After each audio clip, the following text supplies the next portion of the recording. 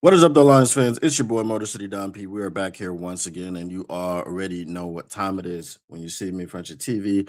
One thing's for certain, and three things are for sure. Number one, the Motor City Cats are indeed back at it. Number two, we came to give you stats and not none of that static. And number three, perhaps the most important number of them all, number three. Want to make sure you keep your Lions news pragmatic and you may be asking yourself, how, Don? How, Mr. P? Does one keep their Lions news pragmatic? Well, I'll tell you, it's very simple, it's very easy, straightforward. Smash like button, subscribe, share with your peoples. And once you've done that, in any order in which you've done those things, you have indeed kept your Lions news pragmatic. And since sharing is caring, once you've shared this with your mothers, your brothers, your fathers, your sisters, your uncles, your cousins, your nieces, your nephews, your fathers, your brothers, your sisters, you name it, you name it, you have indeed cared about those people. And we got a lot of things to get into. One second.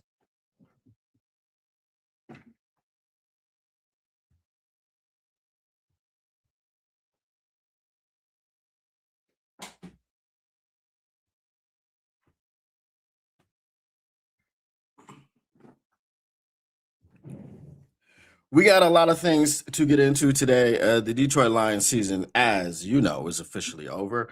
I've talked about this. We've talked about this. Everyone has talked about this. There is a game coming up this week, Sunday, um, and it doesn't matter for much of anything. The only thing it actually does matter for is the Detroit Lions draft position, and hopefully, I'll have something coming up for you guys in the mock draft segment. It's looking promising. So we'll get into all of that later. Um, Apparently, the stakes of this game are much higher than what we believe them to be because there is a way for the Lions to get into the postseason. You heard it right. No one is going to talk about this, and no one is going to frame it in this way. There's a way for the Lions to get into the postseason by losing this game and getting the 13th pick and getting into the postseason next year. Okay. There is no way for you to get into the postseason this year. That's done. That's over. That ship has sailed. We are eliminated. Okay. We are eliminated. Hold on. Let me see what we're doing. Uh, this is interesting.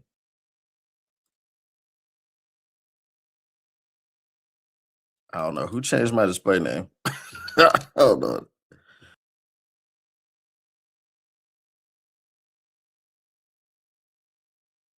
And we're gonna go here to this, change that there. Okay. All right.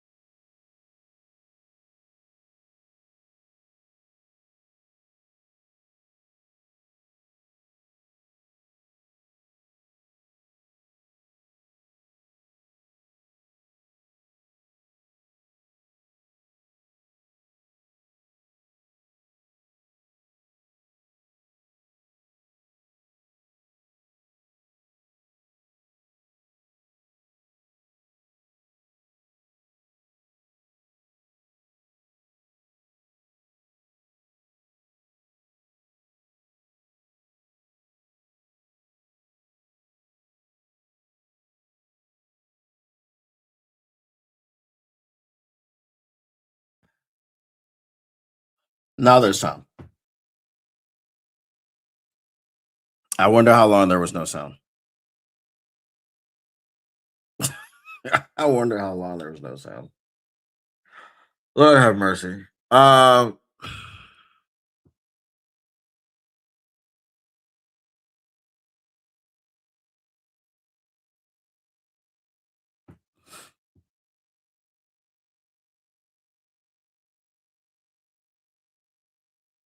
This is I mean, it's just ridiculous. You don't change any settings, you don't touch anything, and you still have technical difficulties. Whatever, bro. I don't even want to do the show now. I really don't. Uh, but whatever. We'll continue. Um, I'm sitting over here talking for 6 minutes or 5 minutes or whatever it was, and there's no freaking sound. Um, anyway, so I was talking about Brad Holmes and Dan Campbell, and Dan Campbell said that he basically would continue playing players as long as their injuries don't have long-term effects. So if you're questionable and you're questionable because something could get worse, you probably won't play because this game means nothing. Um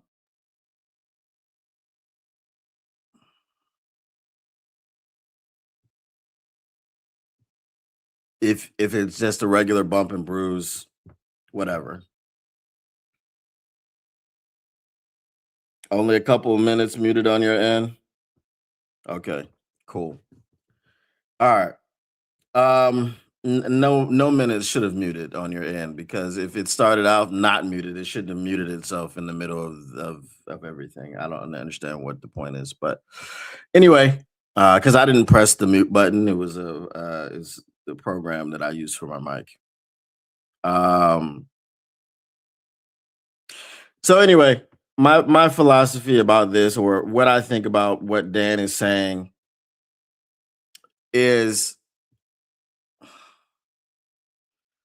play guys for what? I understand pride. I understand all this other stuff. I hate Osama bin Johnson. Um, the question that I had about Osama bin Johnson was never his ability to coach. The question was, is he a leader of men? And I think we found out the answer to that. Um, you can actually say he's the back to back to back king of the North himself by himself because he was the king of the North for 2 years running with the Detroit Lions. And when the Detroit Lions crapped the bed this year, oh, guess what? Osama bin Johnson is there to be the NFC North champion with the Bears. They've already locked up the division with the Packers losing to the Ravens. There's nothing for them to play for except for pride. Uh, it's they can still play for the 2 seed, but what's the you know, who cares? You're gonna be at home for a playoff game. Um, the road to the Super Bowl is not gonna be through Chicago because if you're the 2 seed, that's not the same as the 1 seed. You're not at home for every single game, so on and so forth. So I have to kind of like recalibrate because this mic thing just it pissed me off, bro. Um,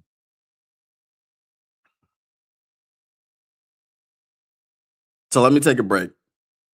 I'm gonna come back. I'm gonna get to your comments and I'm gonna gather my thoughts. And yeah, so be right back.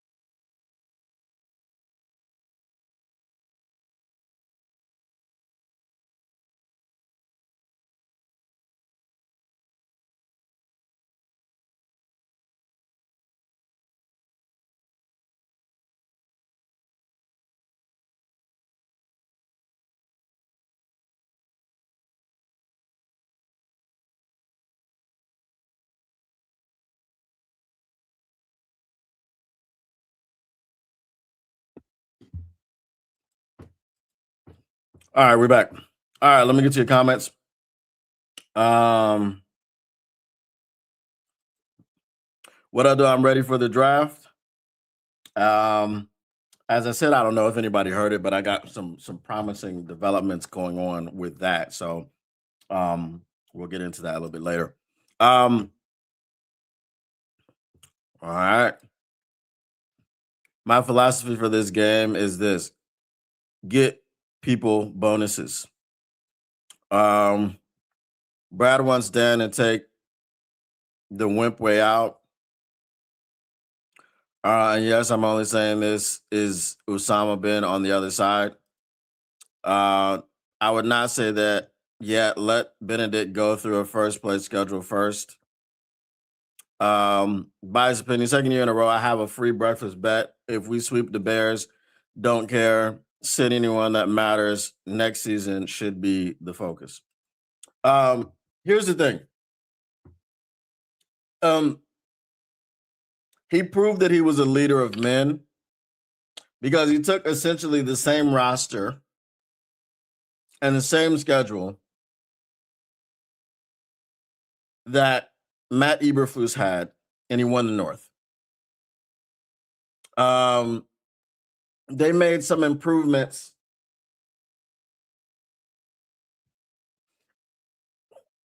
And this is gonna hurt, but sometime this offseason, we're gonna do a comparison between Brad Holmes and Ryan Poles. And you may think that it's a sweep and it's just a foregone conclusion that it's Brad Holmes that wins. But let's get into what we're going to get into. Okay. So there's been a lot of discussion today about what you need to hear and see from Brad Holmes when he does his end of the year press conference. And y'all can tell me what y'all want to see and hear in the chat, and I'll tell you what I want to see and hear. What I want to see and hear from Brad Holmes doesn't matter. What I want to hear from him doesn't matter. What I want to see from him is all that matters. Because I'm taking a believe it when I see it approach. There are too many variables and factors as to why this thing failed for Bradley, Matthias, Jerome, Cornelius, Bartholomew, Quantavius, Jaquimius, Shaqnarius, DeMonte, Lavelle, Broderick Holmes.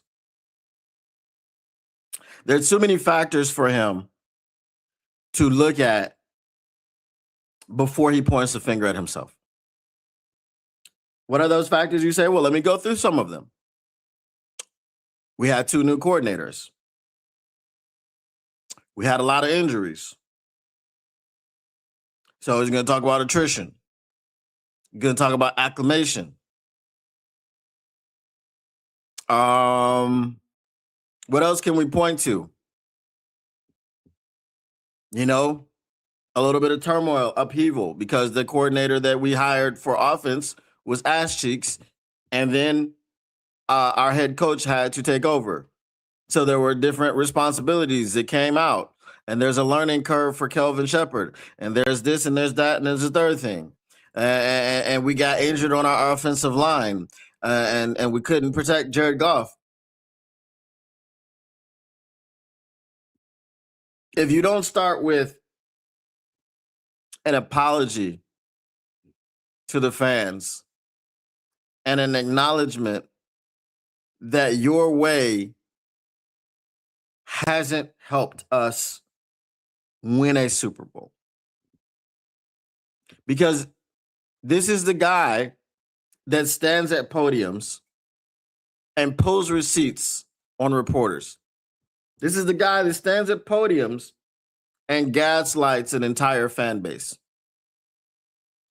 This is a guy that stands at podiums while gaslighting an entire fan base Explain to us why we're stupid for wanting an edge rusher. I can just see it now. Y'all said y'all wanted an edge rusher. El-Quadin Muhammad, he got 10 sacks. This is the same guy that had you believing that a 6th-round draft pick from Egypt, who had only been playing the game for 5 years, was going to come in here and be your Lord and Savior at the defensive end position. Somebody please pull up Ahmed Hassani's stats. Oh, I'll pull them up for you. 0, 0, 0, 0, 0, 0, 0, 0, 0. Whatever stat, 0. Let's start with games played, 0. Let's start with games on the active roster, 0. And then you can understand why everything else was a 0. So that's why I'm taking a believe it when I see it approach. Shout out Heavyweights. When they did their talk today about the draft picks, about all the people that got drafted after Hendon Hooker in the 3rd round.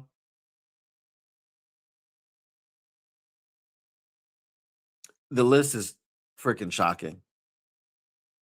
Shocking. Deion Henley,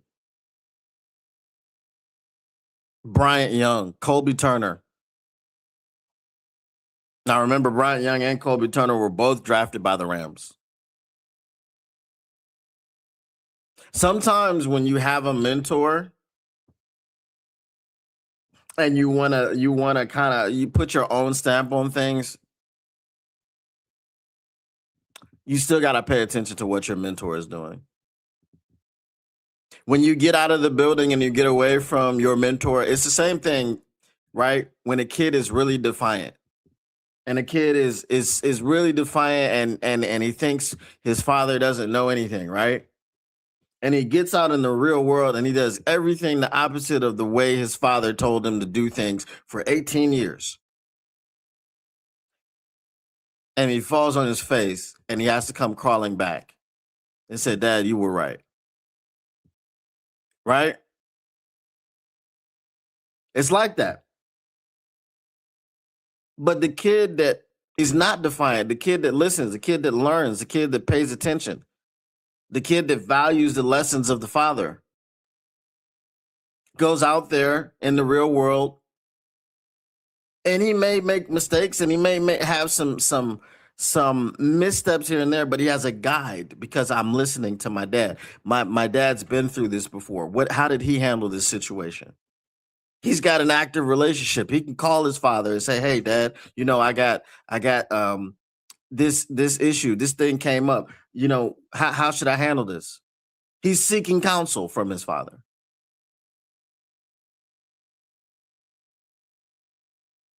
Now, can both of those guys succeed? Yes. Can both of those guys fail? Yes. But which one is more likely to succeed and which one is more likely to fail?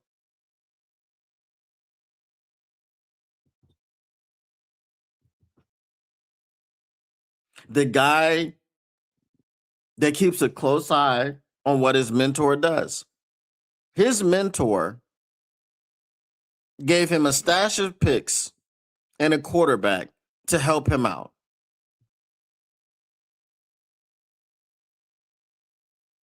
Then his mentor went on to win a Super Bowl, and that very same year,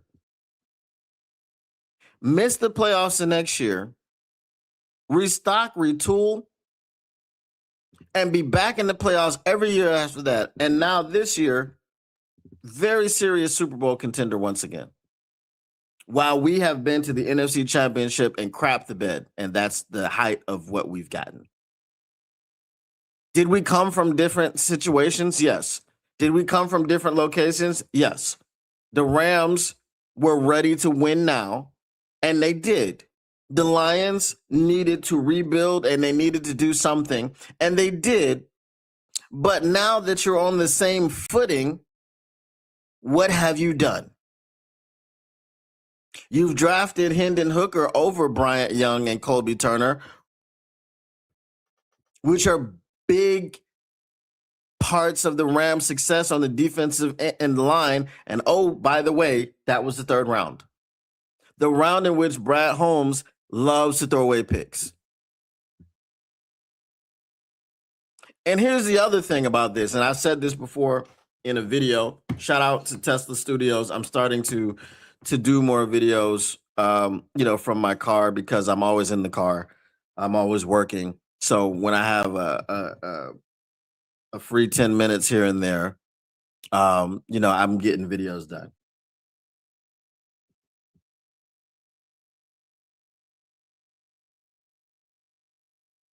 The draft is a crapshoot. So while we look back and hindsight is 2020, and we say, well, Brad could have done this, Brad could have done that. And for the fans that want to say that, that they want to drink at the teeth of Brad Holmes and say, well, he's got more draft hits than he has misses. Oh, that's true. And we're not blaming Brad for Jahmyr Gibbs, even though you could have had Jalen Carter. We're not blaming Brad for anything that he hit on. And everybody misses. No one is perfect. No one has a 100% hit rate in the draft. That's why they call it a crapshoot. It's the way in which you so cavalierly gave zero damns about the third round. And the list is worse than what I said. I only gave you 3 players. The list is worse than that. It's much worse.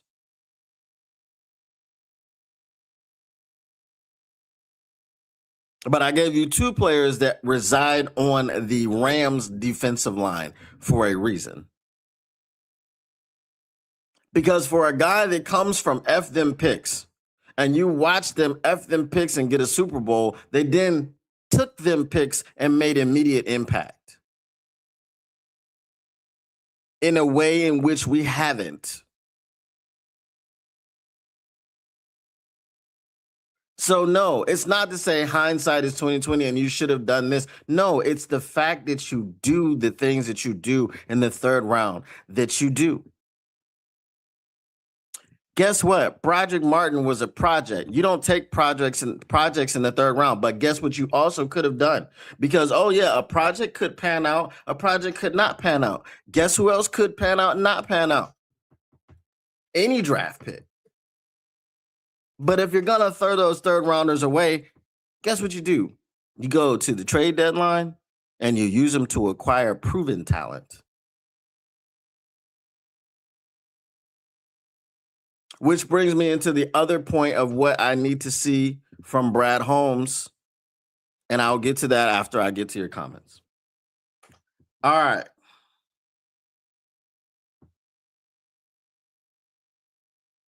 I don't know. What the frick is this? What are we doing? Okay. Thank you. Okay.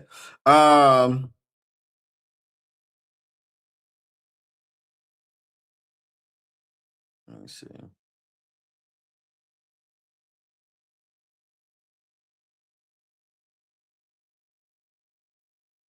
What up, though, Tactical Sport? We're talking about it. We're talking about stupidity from Brad. I was gaslit. I know I was gaslit. If he isn't apologizing for that, I don't want to hear it. Facts. But I know he will never do that, so I need to see action. Thoughts on Dan Campbell? We'll get to Dan Campbell in a bit.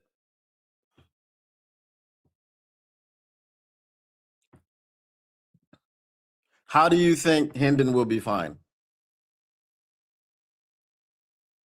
How do you think? So you obviously haven't been following the Hendon saga, where he went to the Carolina Panthers and he had all that stuff to say about feeling wanted and in a place where he could be developed, and he got cut 3 weeks later and hasn't been picked up by another team. Tucker Kraft is also in that list. Yes, he was. Not that we needed a tight end, right? So as I said, the list gets it's worse. I didn't say it.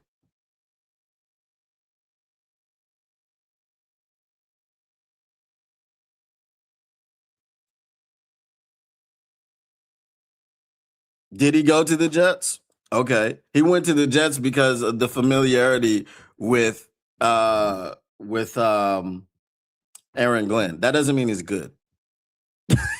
That if a team gave up on you in 3 weeks, that they saw something. And Aaron Glenn is grasping at straws and needs a quarterback. Hendon Hooker got worse every year that he was here. I know this because I've been covering the team, and I tried to root for Hendon Hooker, and I tried to get everyone to be patient. And he looked worse every year that he was here. So here's the thing. Here's the other thing on the other side of this. We talked about the drafting. Here's what I need to see from Brad Holmes going forward. Here's what I need to see from Brad Holmes this offseason.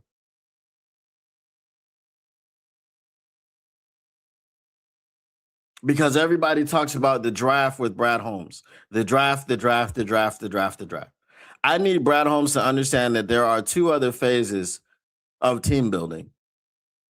There's free agency and there's trades. I've talked about the exclusivity of this team. We need to get away from the exclusive culture BS.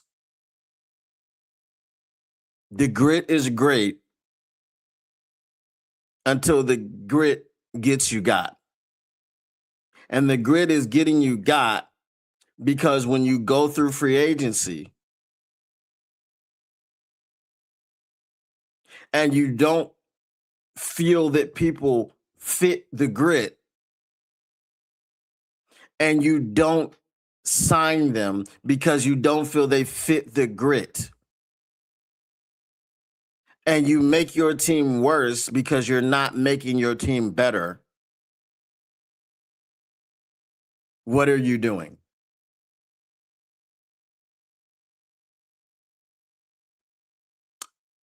The Vikings went out and signed. Who did they sign? Javon Hargraves and somebody else.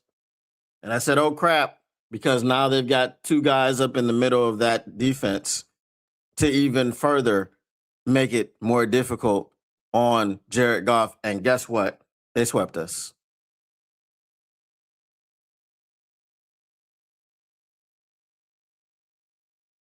The Packers went out and got Micah Parsons, and everybody laughed.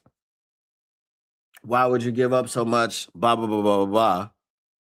That defensive line was too much for us. And yeah, if we're talking about scheme, please tell me why Hutch stays on one side of the football and because everybody, like, if you're a Detroit Lions fan and you're a slappy, you want to put Aiden Hutchinson in the same conversation as Micah Parsons. You have to find Micah Parsons. You have to look for Micah Parsons. You know where Hutch is going to be every single snap. He doesn't really move around too much. Aaron Glenn was moving him around. He's He's on the outside. He's on the left every time. You didn't move him inside. Kick Aleem McNeil outside. Like, you know, when you had Aleem McNeil moving over to the edge for whatever reason,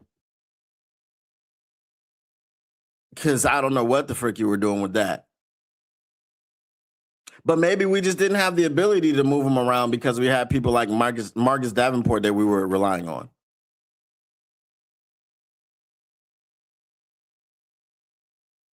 So the action that I need to see from Brad Holmes in this situation is that you need to enter the free agent market. Again, I've talked enough about contracts.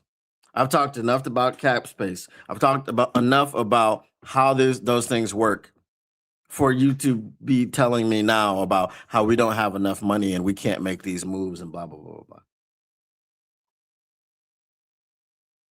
Why do we call him Bargain Bin Brad? Because he gets people like Marcus Davenport and Emmanuel Mosley and DJ Chark, people who are injured, perennially injured, always injured, and never finish seasons. And we ask them to come here and finish seasons? How? And it's not that we just ask them to come here and finish seasons. We're relying on you. We're relying on Emmanuel Mosley to be our starting cornerback. Oops, 3 plays and another season-ending injury. But we want to bring you back because if we can just get you healthy, we're relying on Marcus Davenport to be our starter on the other end of Hutch, and Hutch is talking about how, yeah, man, we're willing it. He's gonna be healthy. It's the will, brother. He hasn't been healthy in his career ever. 11 games, or sorry, 9 games was the maximum. Was it 9? No, wait. He did 15 games once in his career. After that, it was 13.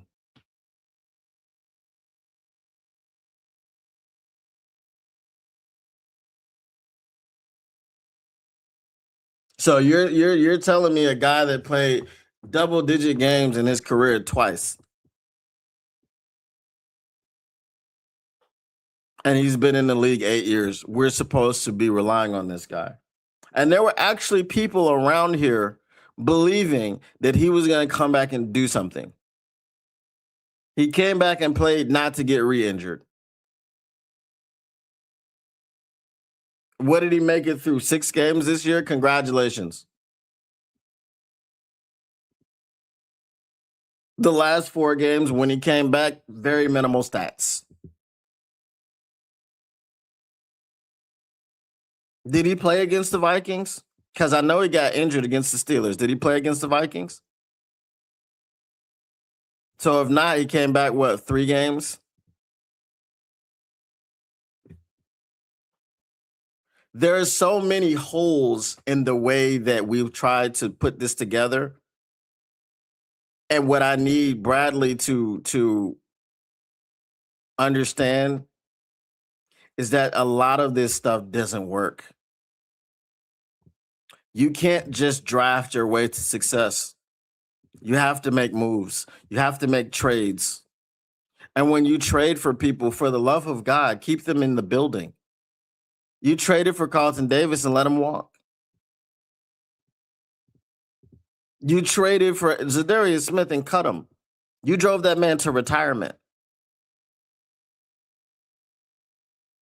You signed Kevin Zeitler and let him walk out of here after 1 year, after he played very well for you. He made the Pro Bowl on the Lions, didn't he? But you let him walk.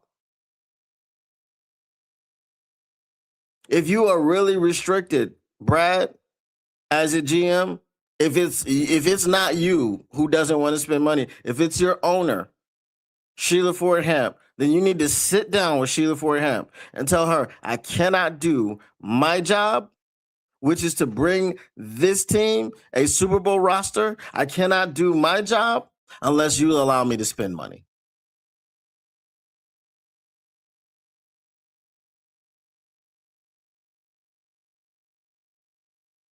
I don't know the dynamic of that relationship, if it's Sheila that doesn't want to spend or if it's Brad that doesn't want to spend.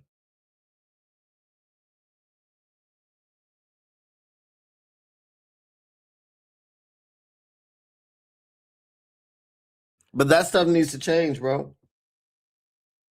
We're not about to do anything with a general manager who's afraid to spend money, with a general manager who's afraid to make trades. And then once he finally makes impactful trades, it's a 1-year rental or a half a season rental or a 4-game rental.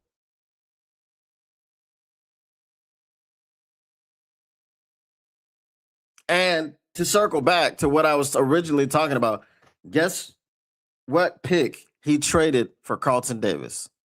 Oh, damn, a 3rd rounder.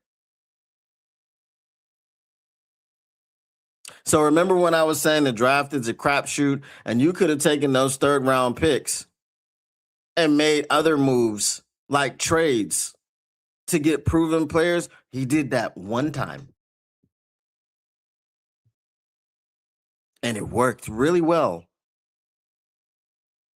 And Carlton Davis wanted to come back, but you didn't want to give him the money.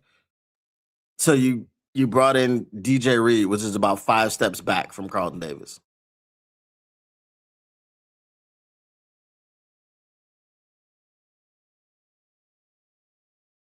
What was that, 0.75 million for each step back? Because you save $4 million per year. All right, let me see what y'all got to say.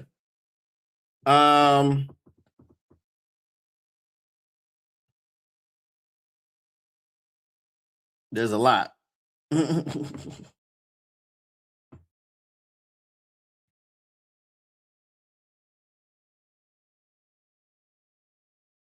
If I try it out for the LSU, I'm not the starter. What does that mean?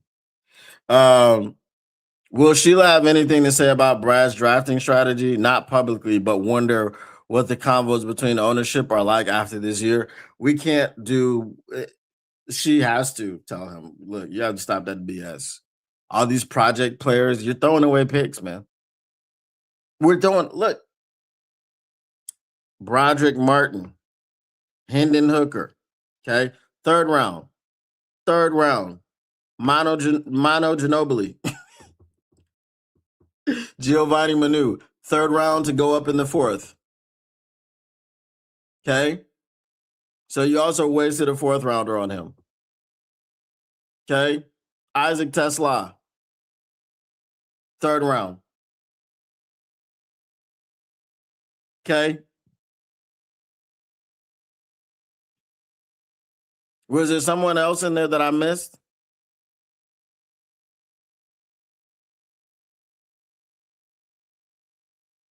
And Hendon Hooker was the 5th pick in the 3rd round. That's a high 3rd round pick.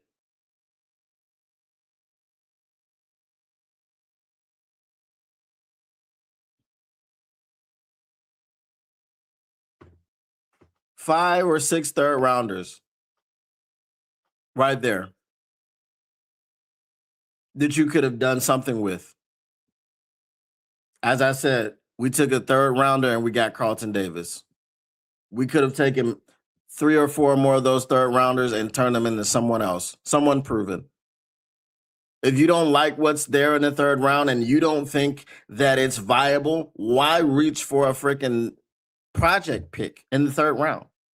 Who told you Broderick Martin was going to get drafted? All those people that went before Broderick Martin and you thought Broderick Martin was getting drafted? What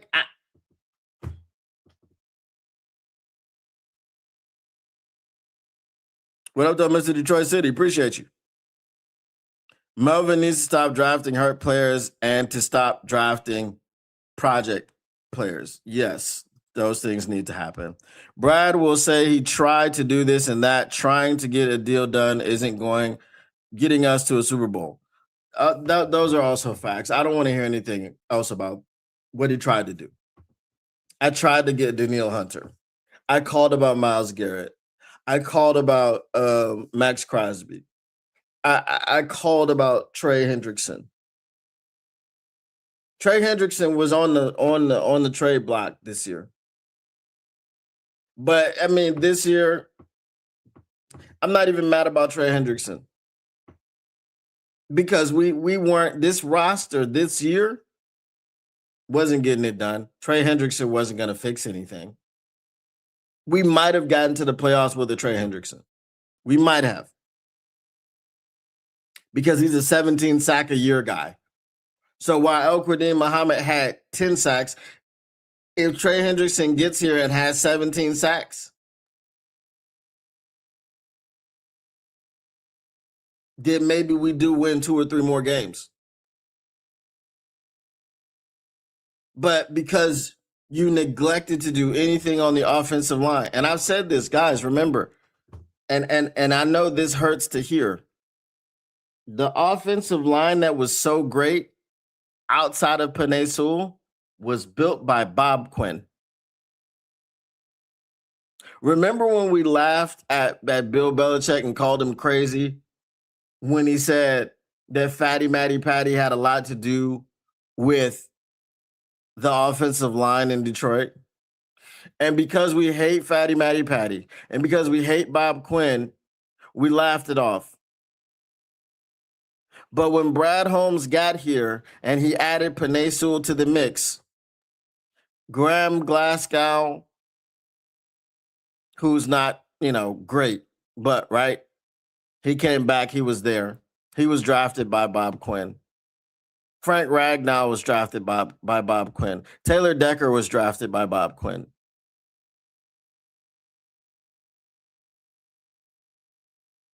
The only person that Brad Holmes added to this offensive line was Penei Sewell, and that put it over the top. To be honest, yes. But here's the thing. We shouldn't have had the opportunity to draft Penei Sewell in the first place. Penei Sewell fell to us because the Bungles were the Bungles and other teams did what other teams do. But the Bungles bungled because they can't keep Joe Burrow upright either. And while they got him Jamar Chase, who's phenomenal, when's the last time Joe Burrow played a full season?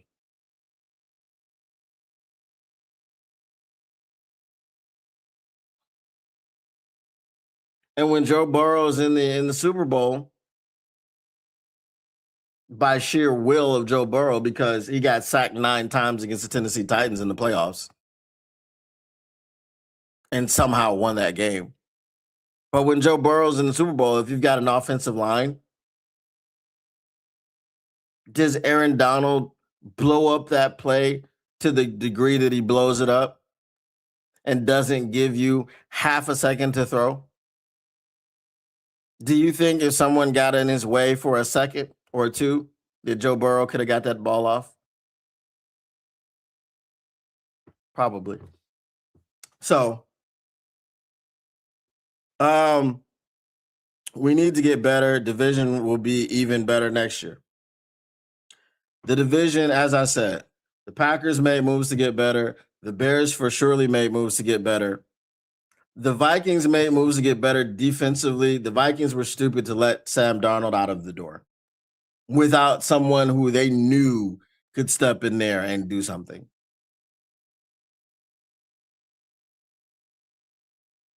But they did something to get better on defense. And the problem that we have against the Vikings, and somehow I don't know. And while we're on this topic, I have to address this. You know how Syndicate has a bone to pick with a lot of people?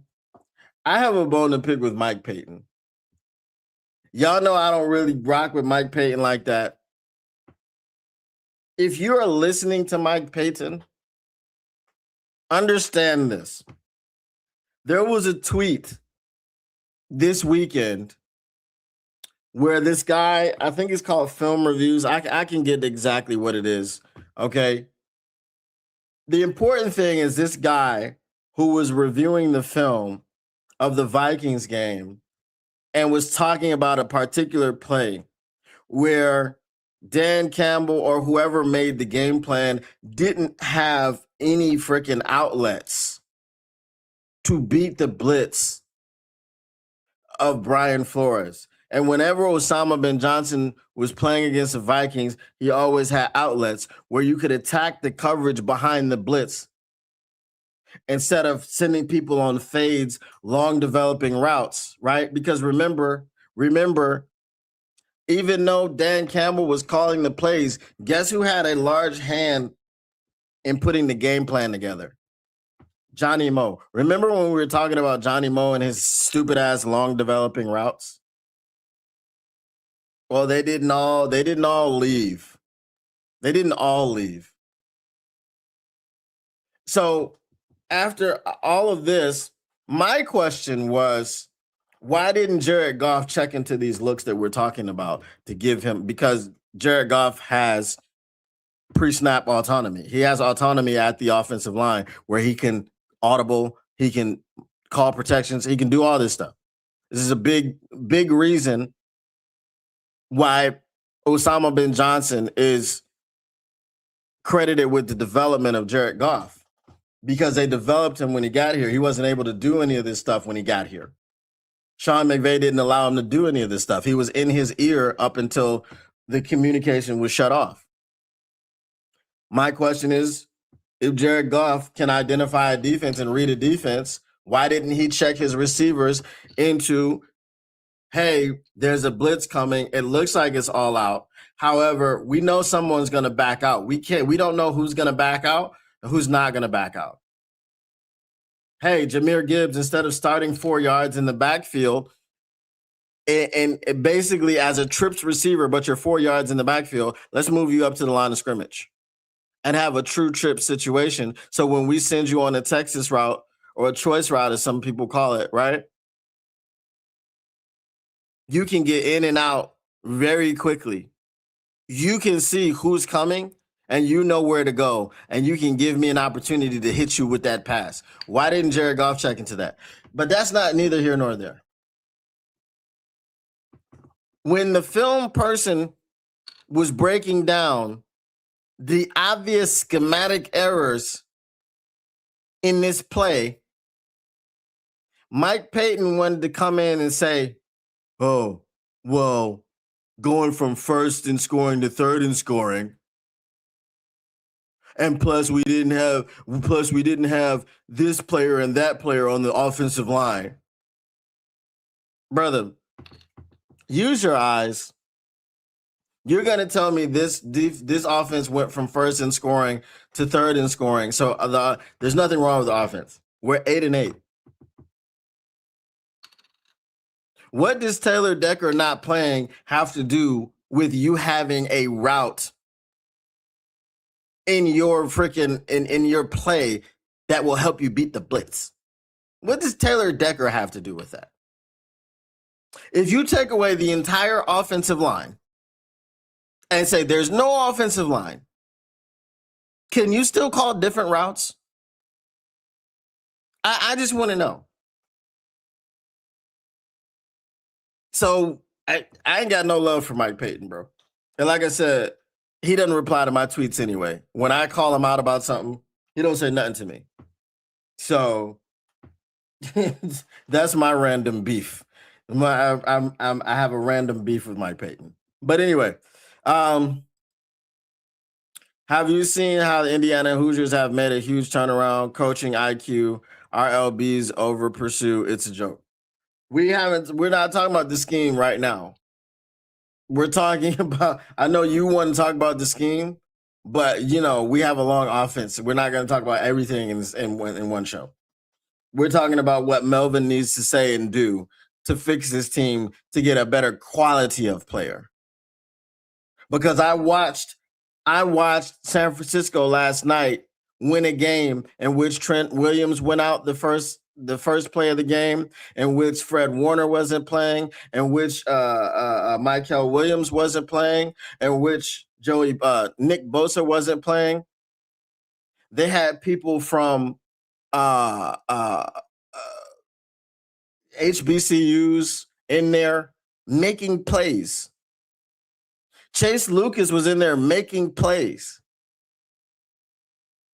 Yes, the schematics are better because of Robert Salah, but the player who you're bringing in is better.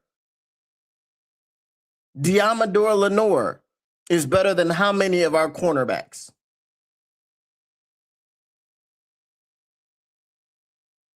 Every time we freaking have someone injured, we have to resort to some 7th rounder off the practice or the vet squad. Because the cornerback snob can't cornerback.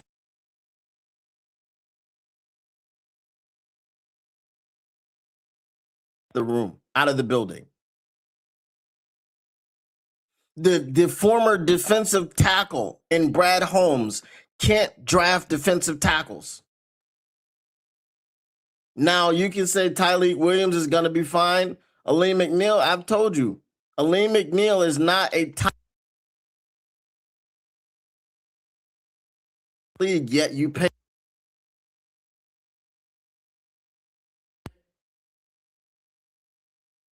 And he exceeded the expectations of a third rounder. Would you rather have Bryant Young and Colby Turner, or would you rather have Levi Onwuzurike and Aleem McNeil? You let me know. Because Bryant Young and Colby Turner were drafted in the same third round. The same third round by the same team, the Los Angeles Rams. And they show up. Didn't Bryant Young have like 11 sacks from the interior? Isn't that crazy? Aleem McNeil's maximum output for supposed to be an interior pass rusher is 5. And then you say, well, if he hadn't got injured for 4 games, he missed 4 games due to a knee injury when he had those 5 sacks.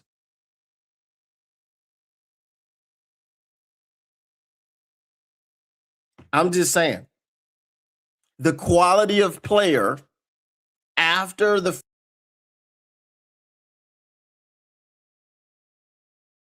hits ain't great. Look at it. You got Kirby Joseph, who was drafted in the 3rd round, one of the best safeties in a very, very long time. Ed Reed numbers. Congratulations to you, but that's one guy in 5 years that you've hit on in the 3rd round. You can say he hit on Aleem McNeil. I just told you, Bryant Young had 11 sacks from the middle of the defense, from the middle of the interior defensive line, who was also drafted in the 3rd round. Who's better? We know what Colby Turner does. Who's better? Les Snead's got 2 guys better than Aleem McNeil in the 3rd round in the same draft.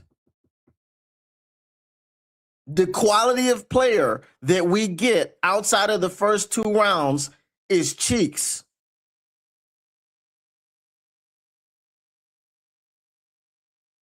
And when they're injured, like Levi Onwuzurike, we go ahead and give them a deal while their knee is hurting before we figure out what's wrong with their knee. So it's more than scheme at this point. It's more than scheme.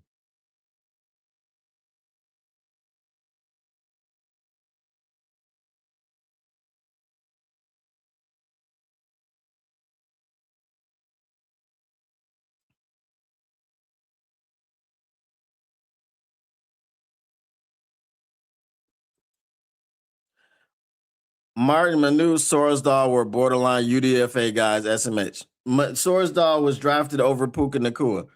Let that blow your mind. Sorsdal was drafted over Puka Nacua.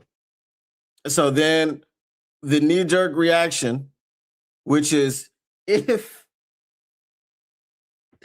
there's something called a knee-jerk reaction, how is that true when my knee never jerked in the first place?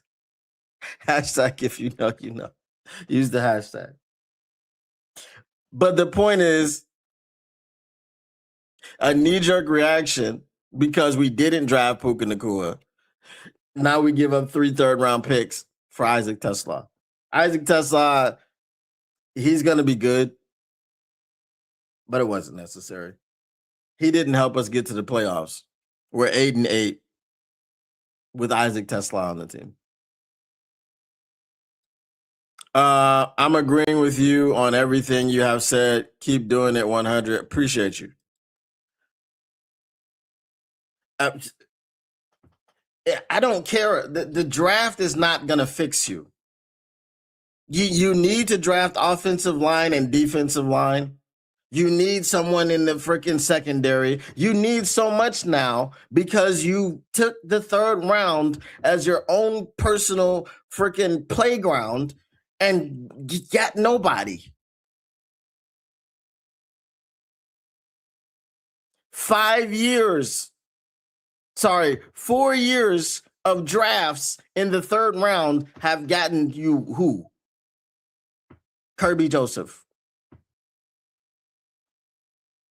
You didn't help this team on the back end. You helped the core which made people believe that you could win a Super Bowl. You built up the core. Great. What about when you need other guys to step up and step in? That's why we're always freaking dealing with practice squad guys when somebody gets injured. And we need to look at the practice policies of Dan Campbell. Dan Campbell needs to stop that ish. Because we're always injured, bro. Stop wearing pads on Friday. It's not that, it ain't that deep, bro. And that goes along with this grit ish. I got it. Cool. It's great. We're a tough team. We're bullies. We got bullied in Minnesota.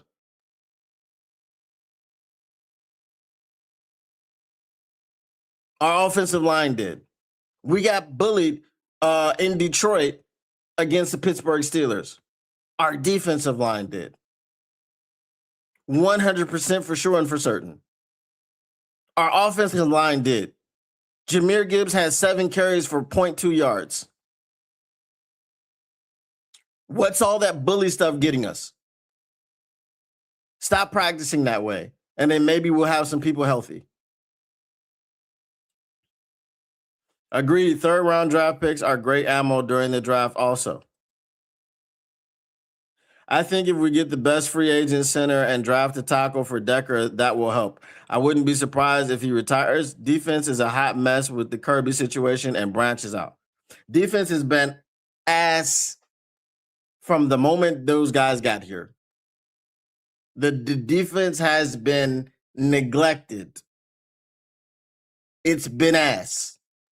Whether it's coordinators, whether it's defensive players that you're drafting, it's been ass. Whether it's free agents that you're signing, it's been ass. And we're going to go through, like, this offseason, we're going to go through, like, all the moves. All the moves. In the words of Syndicate, with the 96th pick in the 2023 NFL Draft, the Detroit Lions select Broderick Martin. Who you got Monday night? Obviously the Rams. I mean, they're playing the Falcons. Hooker pick ticked me off the most. Homer picked by Brad because he knows the family for decades. Exactly. He knows the family, and the dude stayed on the team for 3 years and did absolutely nothing. I think he went to college with his father or something. Everything's a mess. No DBs, no tight ends, no offensive line. D-line's weak. Barnes and Anzo suck. Goff can't run. Hendon Hooker just needed a proper game plan. No, stop with the Hendon Hooker stuff. Hendon Hooker's not good. He's not a good NFL quarterback. He was good in college. That's not, no. No. I told you. I tried to give Hendon Hooker a chance for 3 years. If you watched him in this preseason and came away thinking that all he needed was a proper game plan, you're fooling yourself. Bro was like a deer in the headlights. All he wanted to do was take off and run, and he wasn't particularly effective as a runner. If all you're going to do is take off and run, then you need to be getting yards. I think the Packers take a step back next year. I hope they do. I hope so. But it's a better organization until they prove otherwise. What up to Olamico Cardenas? Said, with all of the controversial issues the University of Michigan football team has been having over the last 6 years, organizationally, they're still running smoothly, unlike the Lions. Facts. That's facts. No First and no Micah. I mean, that's true. But they don't have an owner, so they can spend whatever money they want. You know. Oh, Lord have mercy. Ron Winarski. You got it, Ron. No, I'm not. It's this. I gotta get a something. I gotta do something.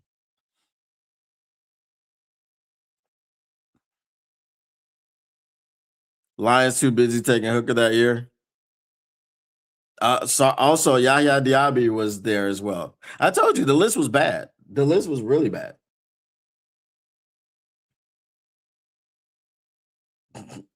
Pads on Friday bring back trauma for you. More talent has been brought in on defense than offense. In the words I say to Syndicate, fake news, false narratives, and he is full of ish. Motown Mitch, tell me what talent has been brought in on defense. Please tell me. And here's the thing, you don't get to tell me anything about Levi Onwuzurike because he never played. He played one healthy season. You don't get to tell me Josh Pascal because he was always injured. You don't get to tell me Marcus Davenport because we know about that. You don't get to tell me freaking Cam Sutton because he's ass. You don't get to tell me freaking DJ Reed because he's ass.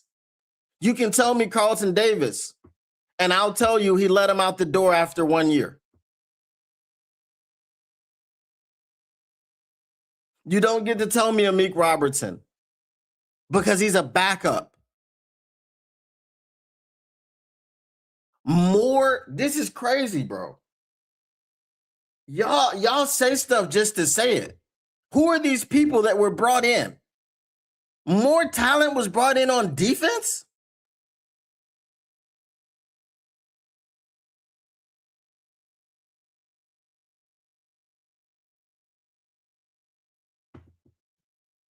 Wow.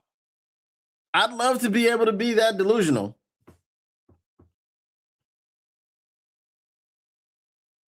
I don't see how the Bears will be last. They'll take a step back because they'll have a first place schedule. But they've got an offensive line in place. They got a quarterback who's continuing to grow and be developed. I told y'all the key to Caleb Williams' success in the NFL. I told you what it is. And what it is what he's got. He's got a coach that can help him understand that hero ball on every play is not the answer. And that's why they've won 11 games. They've won the North, and they've clinched the playoff spot after winning 5 games last year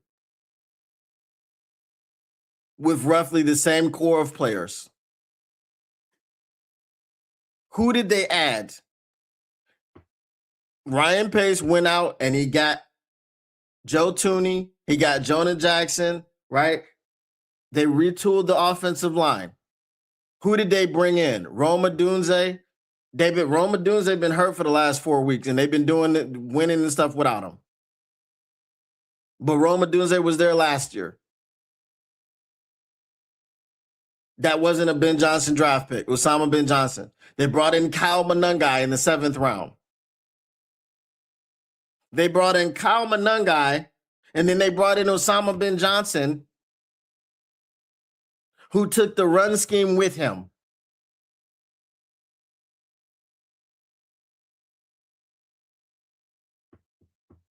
I mean, I like to be objective. I don't know what y'all see. Did you just tell me all those guys they brought in? What about Campbell? Is to T.A. Kirby, Branch, Hutch, El Qadim Muhammad, the entire D? How about that? Brother, I said that Kirby Joseph and Brian Branch. I've talked about the core. But I've also told you that our defense has been ass. When has our defense been good? When has our defense been a championship level defense? Please tell me, in which year did Brad Holmes and Dan Campbell field a championship level defense? We haven't been able to get to the passer with any type of consistency except for one player who our general manager gaslit us and told us that the reason that everyone was mad is because he's so good in Hutch, and why don't we just draft another one?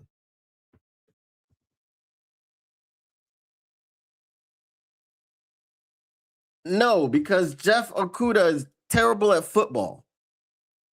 He's terrible at football. Terrion's situation is it's looking like injury based.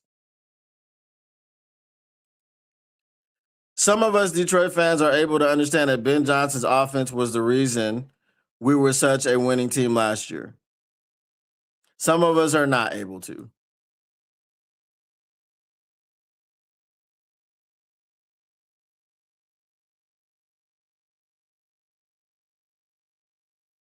Who are we talking about?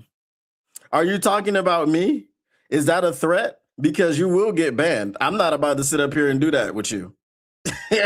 I don't give two damns how long you've been subscribed or whatever. We're not finna have that situation. We're not about to sit up here and talk tough on computers, bro. You're telling me more talent was. I don't care. This is the point I'm saying. Our defense isn't good because you're not bringing in the right players. You're not bringing in the right coaches. You don't have the right scheme. The defense isn't good. We have Kirby Joseph and nobody behind him. We have Brian Branch and nobody behind him. We have Hutch. And where has his partner in crime been the entire time? Okay, now you want to say AQM. Guess what happened with AQM? He got 10 sacks this year, and his value went from $1.3 million to $8.5 million. He's gone. So now because you haven't drafted anybody on the defensive line who's worth a damn, now what?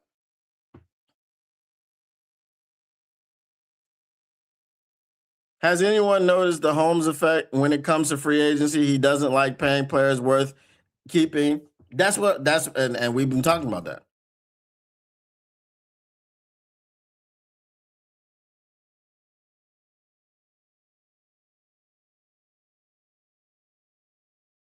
The problem being injuries, as I said, and I don't know if you were here, was we need to stop practicing the way that we practice.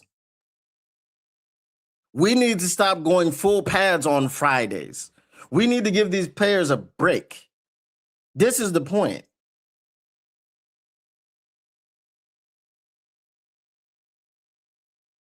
Our defense is ass even with star players not being injured. Our defense was decent. Look, last year before the injuries, we had a decent defense. This year, for a very, very small period of time, you could say, okay, our defense is going to be good. But you're too top heavy. You can't rely on.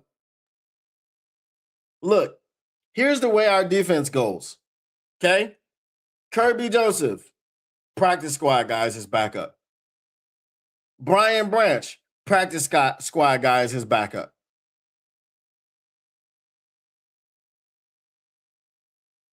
Derek Barnes, Alex Anzalone, Jack Campbell. Who are the backups? Special teamers. You drafted Tyleik Williams. That's your backup for Aleem McNeil and DJ Reader. And then you had Roy Lopez, who was a good signing. Marcus Davenport, need I say more?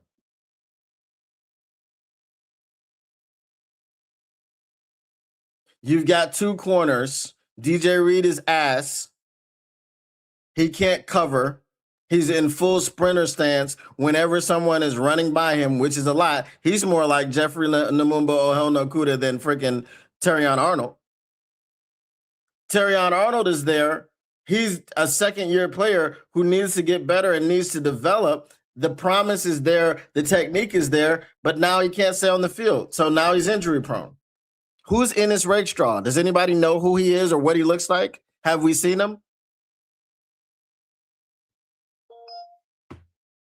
This is the problem.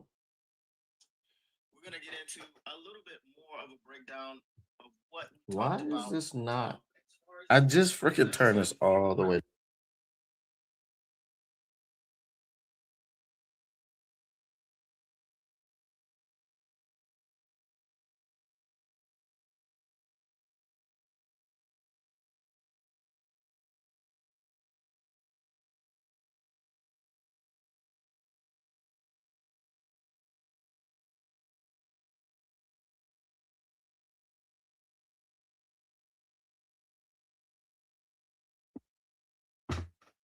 So that's the point. You have a few good players, and then once they get injured, which seems to be all the time, you have no answers. If Breakstraw is on the field and healthy game one next season, he's officially a bust in my book. Is it on the field?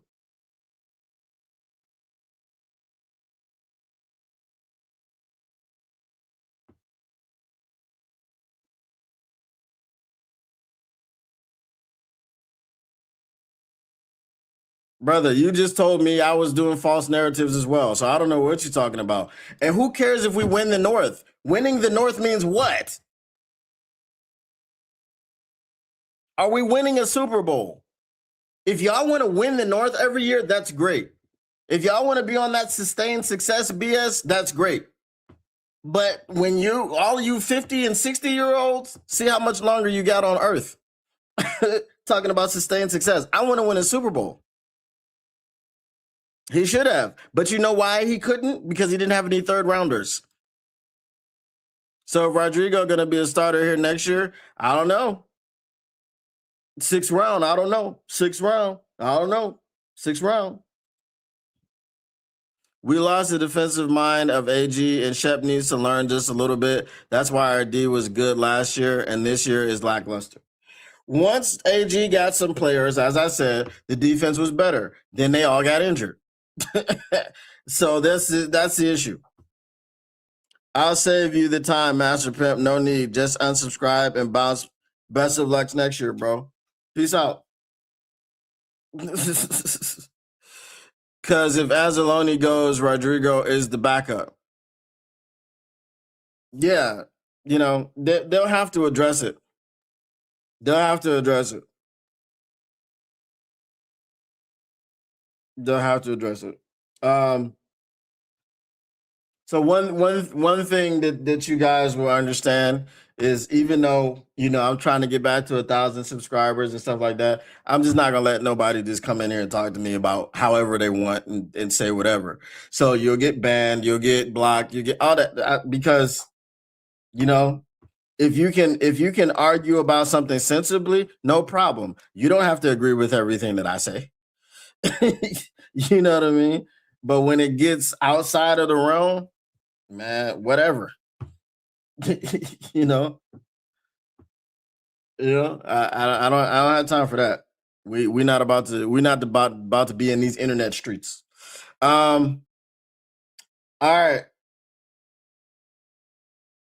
I gotta get out of here. So let's go with mailbag. I got about 5 more minutes. Mailbag, what you gonna do? What you gonna do when they reading you? Mailbag, sneak, mailbag. Get your mailbag questions in. Get them in. Bask in it. All right. As I said, 5 minutes, and then I got to go. The issue with Rodrigo is he isn't very good in coverage. He's a 6th rounder. We're not supposed to rely on him. And that's what I was telling y'all about freaking whatchamacallit, Ahmed Hassani. Hell, when the Lions drafted DB in his Rakestraw, I questioned his physical durability. I did too. That's why I didn't want to draft him. You missed the entire draft process because you were recovering from core muscle surgery. That's not what we need. We need an offensive coordinator and a coach that doesn't keep throwing caution to the wind. That's facts. Does Melvin get trained now because he's hurt? No, he costs too much money. He costs too much money. And he's like 31. Is he 31? Even though if you give him a 2-year contract, he'll be off the books when Hutch's new money kicks in. I'm just saying. Mailbag, trade Goff for a number 1 pick, Montgomery for a number 1 pick, and AQM for a couple 2s or 3s. Facts. That'll fix everything. Right? And then once we trade them for a number 1 pick, then we can ask the Ravens to give us Lamar and take Jared Goff. So then we'll have Lamar, and then we'll have another pick, a number 1 pick. Actually, no, they should give us Lamar for Jared Goff, and they can also give us a number one. So now we'll have two number ones or three number ones actually, and then we can really rebuild this thing very quickly, retool it very quickly. We can take three offensive linemen in the first round, or two offensive linemen and one defensive end, and we'll be ready to go. No, I feel you. Snag Proctor Oil, sign trade for Crosby, which Goff can go to the Raiders. I feel you. I feel you. I feel you.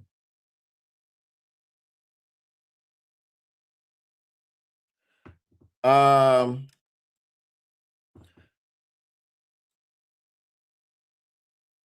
I don't know. I don't know. I'm not sure what the whole issue was. So we'll see what happens with it. I just thought it was very bizarre with Dan Campbell telling you, I want to get Monty the ball more. And then he takes over play calling and Monty's not getting the ball more. I'm not sure. Whoever says trade Goff, no trade clause. True. He has to waive that. But this greater good was just being facetious. He wasn't really saying that. All right, y'all. I'm out of here. Once again, the Motor City Cats R&D back at it. We came to give you stats, not an static. Whatever you do, make sure you keep your Lions news pragmatic, and we are out. Peace. We'll see you tomorrow.